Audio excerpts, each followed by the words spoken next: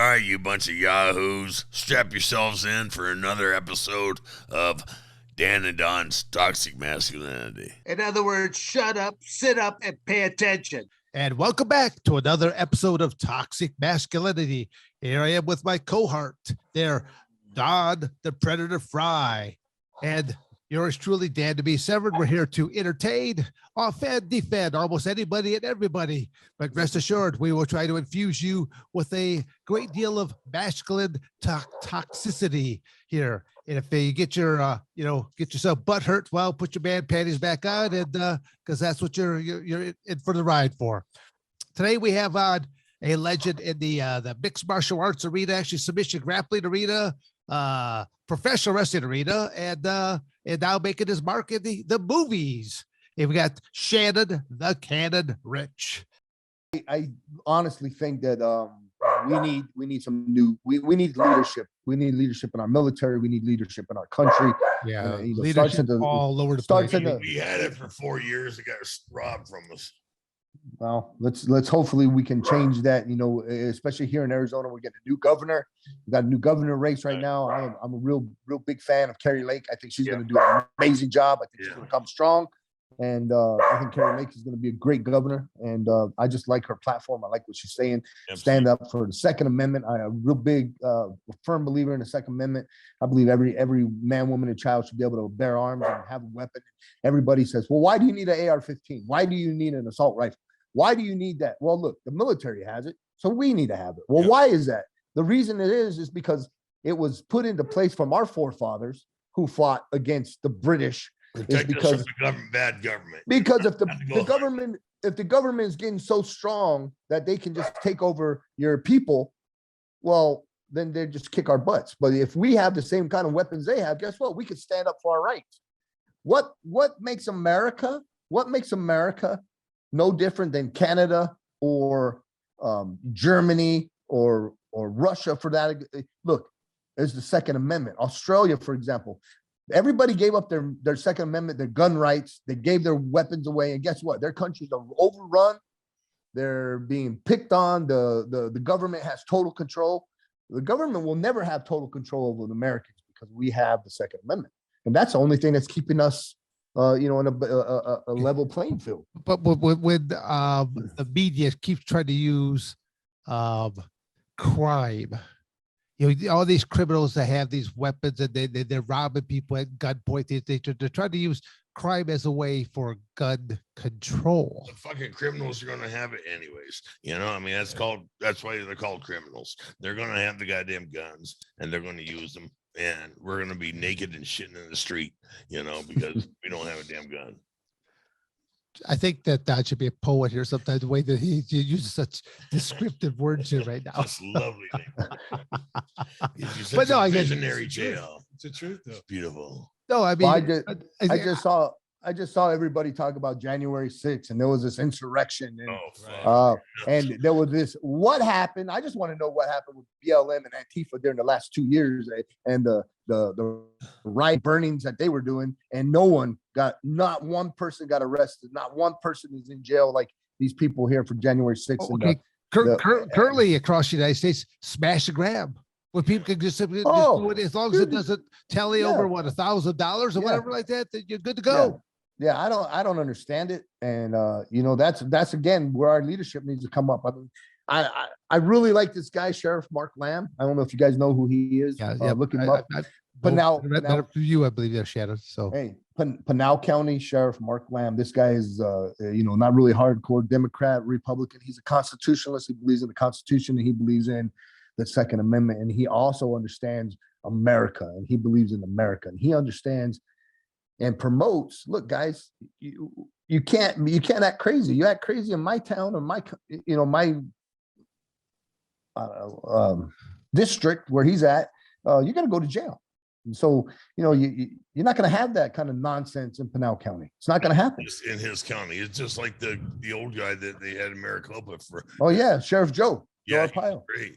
Joe Arpaio was great, and they, and then they got the votes to run him out because all the chicken shit little libs, didn't like that he had them living in tents and wearing pink Pink underwear. Pink underwear, yeah. Or pink. The whole. I think the whole uniform was. Yeah. But and he had them in tents, and tent city. But here's the thing, where you had all of these military guys out in Afghanistan and Iraq living in tents. So Right. you have a guy who committed a crime, and he's a criminal, and he was put in a tent. Now, why is it okay for a military to be in a tent with no AC and no running water and all that? You're in a tent. At least you have running water. You can take a shower, you can take a bath, and you have 3 meals a day. These guys in the military, they had it worse off. So where's the problem? I don't understand. Because it hurts people's feelings. Oh yeah, they want to put up that stress card. They want to say, "Hey guys, leave me alone." I don't.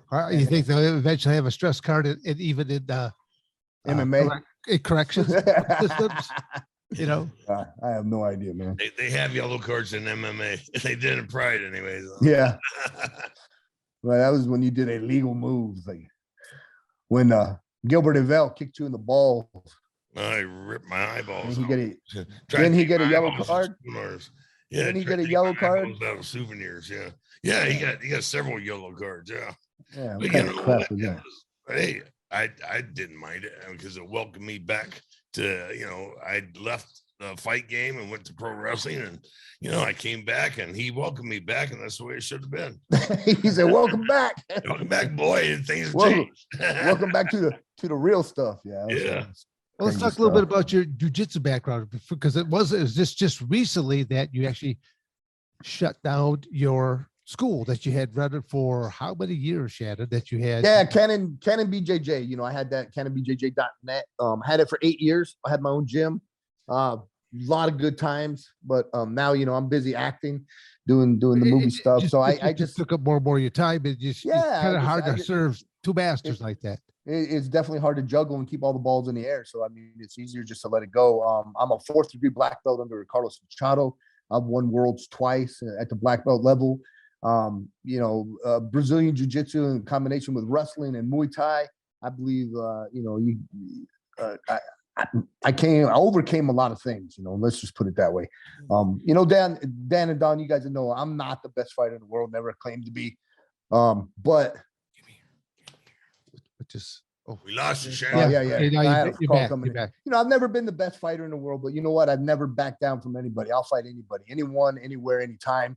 And that's been my mantra. And another mantra, that I tell kids, and I learned this from Don Frye, because I'll be honest with you, I went to a place and there was I'm not going to name him, but there was a fighter who was pretty well known, and he was selling his autographs to little kids. Little kids were coming up, taking pictures, and he was selling the pictures. And in the thing, Don Frye said, "Never do that." He said, "Shannon, just take a dang picture, sign autograph for the kid. Don't ever charge them." And I took that to heart. And so my mantra has always been, it's nice to be important, but most important to be nice. I mean, there's times, obviously, at the UFC Fan Expo, or if you're at an autograph signing, if you're at an autograph signing or something like that, obviously you charge for your picture and your autograph. But if you're just out and some kid comes up to you and asks you for a picture or autograph, I don't sell them. You obviously just give it to them. And I watched Don do that and take several pictures and sign autographs. And I really learned something that day. Well, there you go, Mr. Miyagi. Thank you. Yeah. Touching. Don, do you want to say, Shannon, where was that? Oh, that was in Mexico. And when you went to the bathroom, I said, "Hey, you bastards, give me some money." All of you. Hey, all of you. And don't tell this gringo when he comes back. No, there was a guy by the name of Victor Davia. He was putting on these MMA events out in Mexico. And Don came out there. We had a good time. We had a really good time. That was Monterrey, right? Monterrey, Mexico. Absolutely. That was great. Yeah. Good times out there. Call him up. Tell him we want to go back. What's that? Call him up. Tell him we want to go back. You know what he's doing now is he's the Mexican Spanish commentator for the UFC. He's taken his role and actually becoming the Hispanic Joe Rogan. So that's that's his claim to fame now. That's great, man. Yeah. I hope it works for him, because he had he put on some great events over there in Monterrey. Yeah, man, he really put on some good shows. Yeah.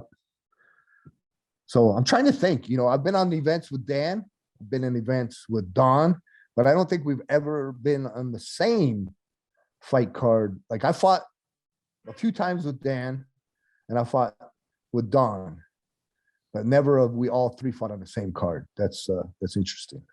No, Dan got me my first world championship. I was a world heavyweight shoot fighting champion. Where was that? With just talking about him the other day. Kit Likens. Oh, with Kit Likens? Yeah. Oh, is that back in Battle Creek? Yeah. Oh, okay, Battle Creek. Yeah. Oh, wow. Kellogg Arena, Battle Creek. This is New Year's Eve, 95, 96, right? Yeah, I know that we've been trying to get in contact with Kit there to get some footage from that. Yeah. And Wow. Nobody even knows I was the world heavyweight champion then because UFC didn't announce it when they let me fight for them. They didn't air. That never was aired either, was it? No.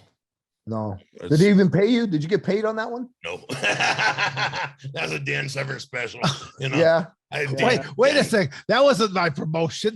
No. I just helped get your foot in the door. I You mean, got me several fights across the nation. I never got a penny for any of Jeez, oh, Pete. them. I'm about to call these people here. Yeah. Don, don't Check feel the mail. bad. Don't feel bad, Don. I got sent over to Russia with Phyllis Lee and Oh, nice traveling companion, huh? no. I got my show money, but I didn't get my win money. And I actually won an 8-man bare knuckle tournament in Russia and supposed to get 15,000 to show, 15,000 to win. I got my show money, but I never got the win money. Wow. And then Phyllis was calling me, "Hey, where's my percentage?" I'm like, "Well, where's my win money? I'll give you a percentage. You give me my win money." Yeah. Oh, Pretty crazy. Probably had it in her bra. Yeah, who knows? Who knows? That was some good times though. definitely have been some characters that have come in and out of our lives through over time. It's a strange one, yeah. Yeah, absolutely. But I'm just thinking about what you said, Dan, is Arizona is definitely a mecca for MMA, and ASU has been a big part of that. I mean, look at, and even and not even just say ASU, but wrestling. Look at all of the guys that have wound up in Arizona from wrestling that have went on to either fight in UFC or Pride or Bellator or Pancras or, just done something. I mean, the list is just phenomenal. For all with Cain Velasquez. Going back to Art Martori, he was my money guy, my money sponsor when I left Oklahoma State and went into pro boxing. He was the money guy for a while, and then Wow. yeah. So he's helped everybody. Did he ever sponsor you for any of the UFC fights? No, I didn't ask him. No? After the boxing thing. I didn't think he'd ever talk to me again. Yeah. Because I know you were with Metrex for a little while, right? Right. Well, they fought for food.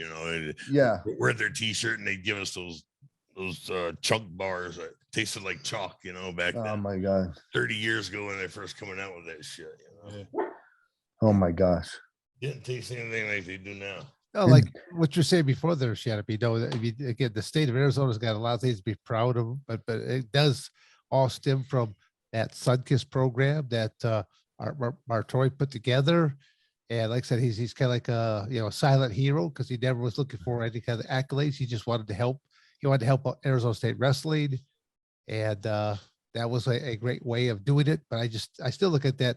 Why I really want to talk about it is because if there's a submission grappler or a someone that's looking to do MMA, simply know that you can go to Arizona State University first as a wrestler. And just as you said, I mean, Don's will say the same thing. I'll say the same thing just because we all have that amateur wrestling background. It's the foundation that has helped us that of wrestling that helped and led us to do all the other things that we did do and endure. And we all know that wrestling was probably the hardest thing that we ever did do, of making those weight classes, just doing those workouts. 100% wrestling was the hardest thing I've ever done. And I've done boot camp. I've done correction officers training academy. I've done police academies. I've trained with special forces guys. Look, wrestling practice literally was the hardest thing I've ever done. Hands down, hardest thing I've ever done. When the season would start, we would practice back at Macho Silbucoy High School. We practiced 7 days a week. Even when the competitions began, we look forward to days that we actually had a dual meet or we had a tournament because that was our day off. Yeah. You didn't have to work out that day. But I always tell people, I go, no, you did, because think about how many Christmases meals, how many Thanksgiving meals. I missed all of them. Spring break. All of them. Yeah, there was no spring break. Never got any of that. You had to miss these meals because you always had to be aware of your weight class. Yes. Always cutting weight. And then what about the 2-a-days? You know, a lot of times you had 2-a-day practices. You practice in the morning, then you practice after school. In the preseason for Arizona State, it was 3-a-days. Oh my God. 3-a-days. And I always tell people at the beginning, you always worked out with people at your weight class, one weight class below, at your weight class, and one weight class above. Or I was a 190 pounder. So I was competing with 177 pounders, 190 pounders, and heavyweights. Big James Mitchell weighed 420 pounds. I had to work out with him 3 times a day in those preseason things. And you better make certain that your shots, stuff like that, good, because if I shot it and I was wrong and he sprawled, you might see a little bit of my hand or a little bit of my foot. Otherwise, he waffled me. Dan wouldn't shower for a week just so he could wrestle that guy so he would get off you. Rub garlic on myself. Yeah, you betcha. Oh. Well, Don, it's good to see that. Don, it's good to see that you're, you know, the last time I actually saw you, Dan and I came and saw you and you were doing your rehab. Your back was pretty much jacked up and you were walking with that walker. So, well, it's really good to see that you're not. He had an infection at that time. I think. Yeah. I think you were in the Scottsdale, or was that? Did we go down? No, that was down in Tucson. Tucson, okay. The Tucson one. Now it has racked up a lot of hospital mileage. Yeah. So we're just glad that he stayed out of them. Yeah. So the last time we saw him in person, he was on that walker and he was, oh man, you had lost a lot of weight and your back was all jacked up, man. And I was just like, holy crap, man. I couldn't even believe it was you. And so I'm really thankful, and I'm thankful that you're back, you know. Thanks, Bert. Thankful that you're back. Yeah, I'm back to full weight, you know. You're full weight. When's it due? I don't know, man. It's just... Don has to be on this cheesecake diet as of recently. So, you know, yeah. Of course, Kevin and I were fighting for a couple pieces ourselves, and it was some pretty damn good cheesecake. Yes. Well, Ken keeps posting all these videos of Don and him working out. So I thought maybe Don was working out again. No, I wish, partner. I wish. Not yet, but yeah, hopefully soon, partner. Okay, all right. Well, guys, I gotta wrap it up. Let me throw out any kind of social media stuff like that if people want to get in contact. Well, you know, you can always catch me at Shannon Ritch MMA, RITCH MMA, Shannon Ritch MMA. You catch me there. I'm on Facebook, Twitter, Instagram. I'm on the gram. Is it all though? Is it all underneath the head? Yeah. Shannon the Ritch, or is it just? No, it's under Shannon Ritch MMA. That's it. Okay. Yep. And you know, I still have a website called cannonbjj.net. You know, catch me there. See me on social media. That's it. All right, partner. Good luck. Well, Shannon, we do appreciate you taking some time out of your crazy movie schedule there to tune in all our listeners. So yeah, man, I appreciate it. You know, I do watch you guys' show from afar and been wanting to get on it. So I'm glad you guys called, and it's just good to see you guys back. You know, especially Don. You know, it's good to see him back, and you know, I was praying for you, man. So I just hope you guys are, you know, you have a good new year, and this is a brand new year, 2022, and let's make the best of it that we can. Yep, I totally agree with you. Totally agree. Thank you. Thanks, brother. All right, guys. Talk to you later. That concludes another episode of Toxic Masculinity. Hopefully, you know, you were entertained by what we were discussing this evening.